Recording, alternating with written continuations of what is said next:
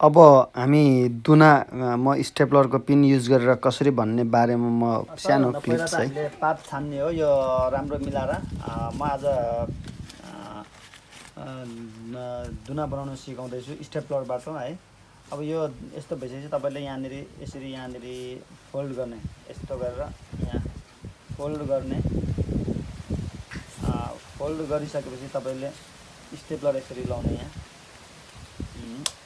एक, अनि त्यसरी यतापट्टि पनि यसरी नै फोल्ड गर्ने है। अनि यसरी फोल्ड गरेकोलाई फेरि स्टेपलर लाउने,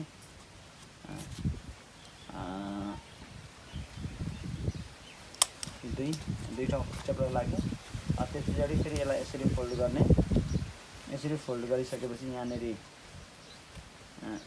एक ठाउँ यहाँ, अर्को ठाउँ यहाँ, 4 ठाउँ भयो।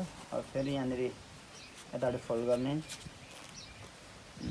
यसरी स्टेपलर गर्ने, अनि फेरि यहाँ अर्को ठाउँ फोल्ड गर्ने, अनि यहाँनिर स्टेपलर गर्ने। अब त्यसपछि फेरि यहाँनिर यस्तो गर्ने, यस्तो गर्ने। 8 पिस स्टेपलरले चाहिँ हामी एउटा दुना तयार गरिन्छ है। ल यो स्टेपलरले बनाइएको दुना हो। सिङ्काको भन्दा राम्रो देखिरहेको लाग्दैछ मलाई चाहिँ स्टेपलर। तर यो चाहिँ अब एकदम राम्रो छ मेरो तर्फबाट चाहिँ। ल थ्याङ्क यू।